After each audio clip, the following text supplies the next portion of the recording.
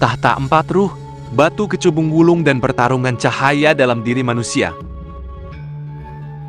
Assalamualaikum warahmatullahi wabarakatuh.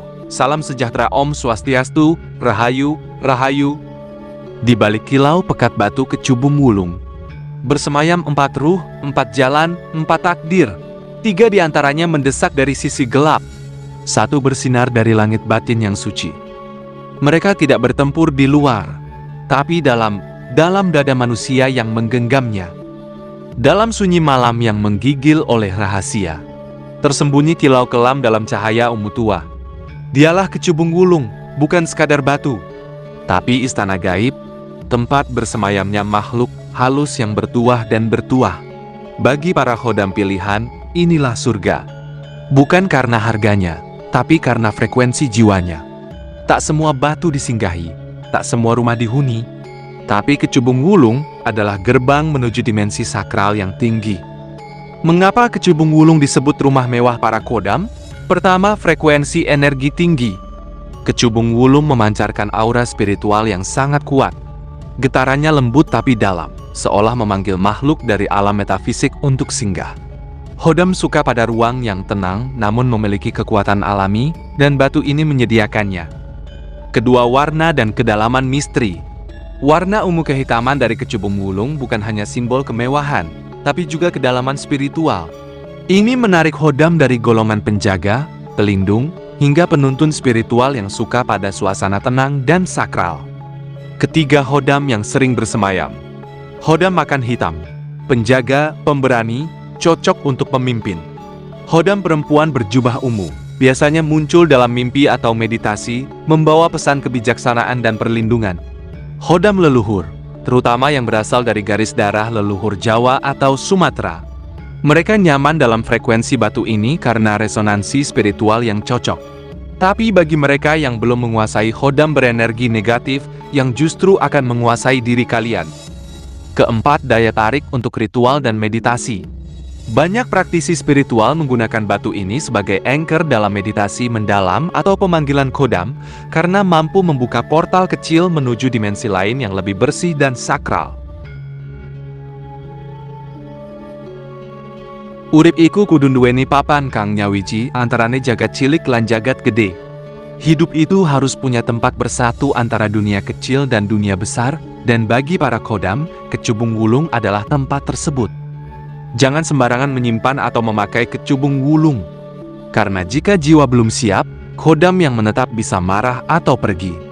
Tapi bila hati jernih, niat bersih, dan tubuh dihormati, maka batu ini bukan sekadar hiasan, tapi akan menjadi penjaga sejati. Berikut ini adalah 4 jenis khodam yang biasa menetap dan suka dengan batu kecubung wulung. 1. Nama khodam, Raden Djadi Kusuma. Siapakah Raden Djadi Kusuma? Ia bukan jin sembarangan, bukan pula khodam rendahan. Raden Djadi Kusuma adalah roh kuno dari zaman kerajaan yang hancur karena pengkhianatan. Dulu ia panglima sakti, kini ia tak lagi punya kerajaan. Maka ia menumpang dalam batu, menunggu dipanggil kembali untuk mengabdi atau menguasai. Ciri-ciri energi khodam Raden Djadi Kusuma. Pertama, aura kekuasaan dan kendali. Pemilik batu yang dihuni khodam ini sering merasakan dorongan untuk memimpin, mengontrol situasi, bahkan ingin mengatur orang lain. Rasa percaya dirinya tinggi, kadang terlalu tinggi. Kedua, mimpi-mimpi aneh.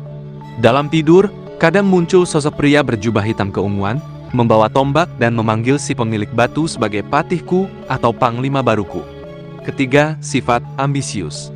Energi khodam ini memengaruhi jiwa pemiliknya untuk mengejar jabatan, kuasa, pengaruh, dan kekuatan. Jika tak bisa dikendalikan, akan membuat pemiliknya haus kuasa dan mudah menyimpang. Keempat, tanda fisik atau gejala halus.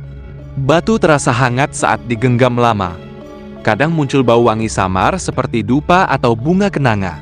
Di tempat sunyi, terdengar suara langkah atau bisikan lelaki tua. Kekuasaan yang tak dibarengi welas asih akan menjadi beban, bukan berkah. Raden Djadi Kusuma bukan khodam jahat, tapi khodam penguji jiwa. Ia akan memancing sisi gelap dalam diri seseorang.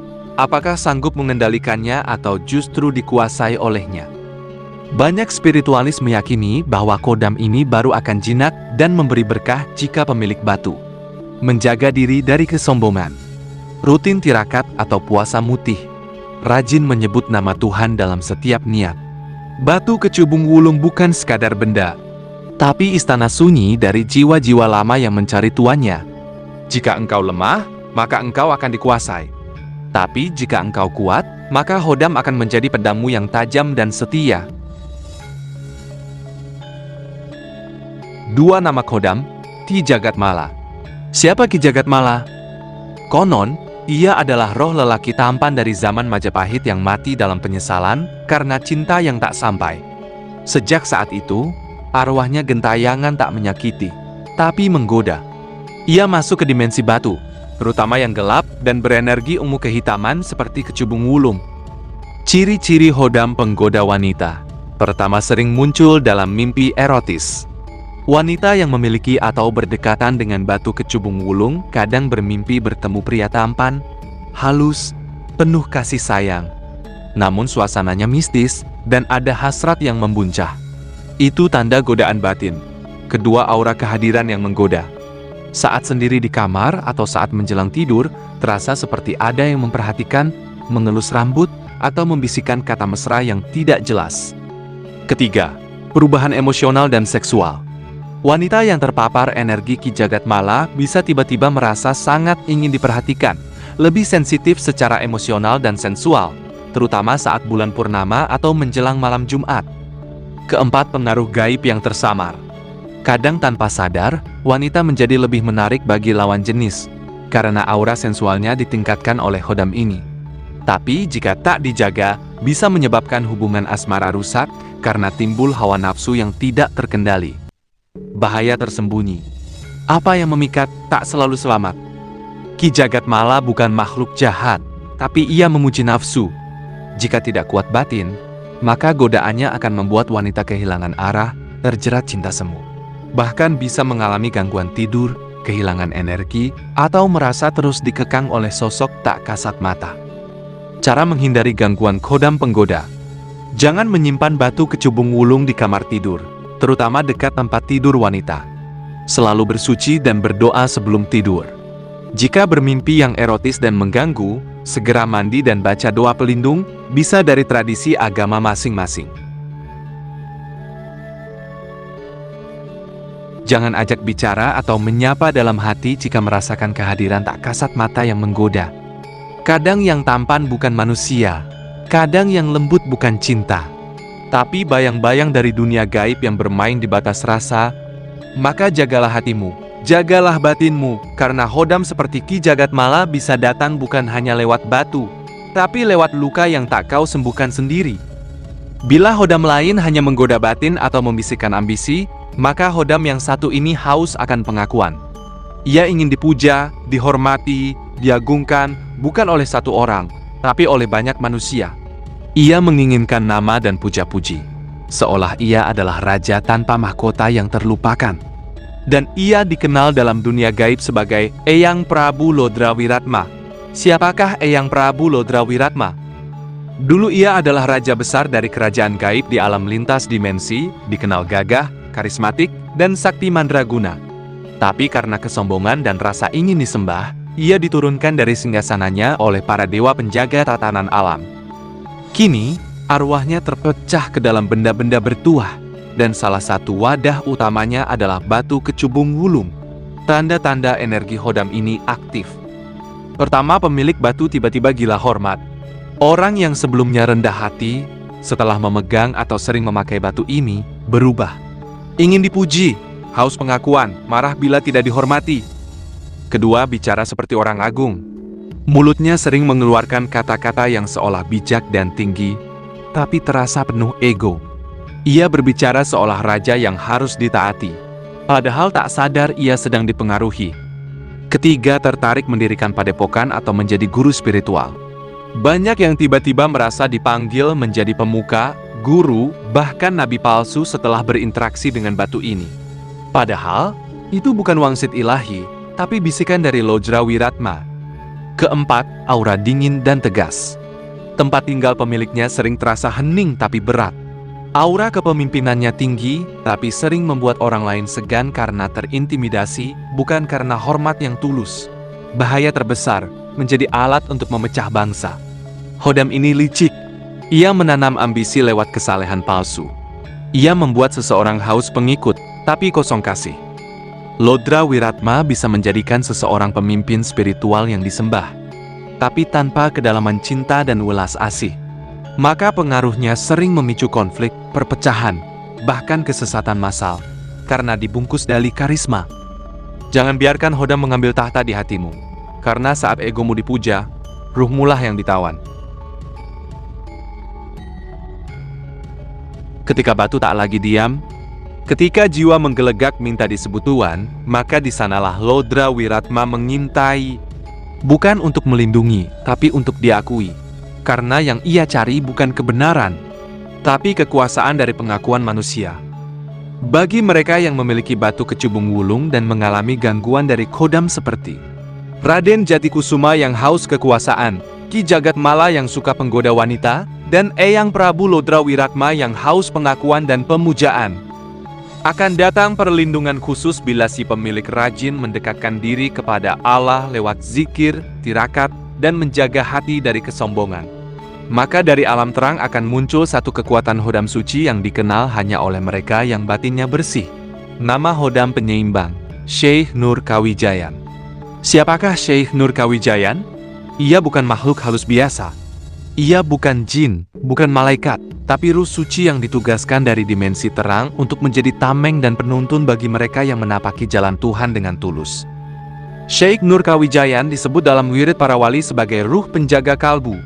Cahaya putih yang datang hanya ketika pemilik batu tidak menjadikan Khodam sebagai tujuan, tapi Allah sebagai satu-satunya yang disembah.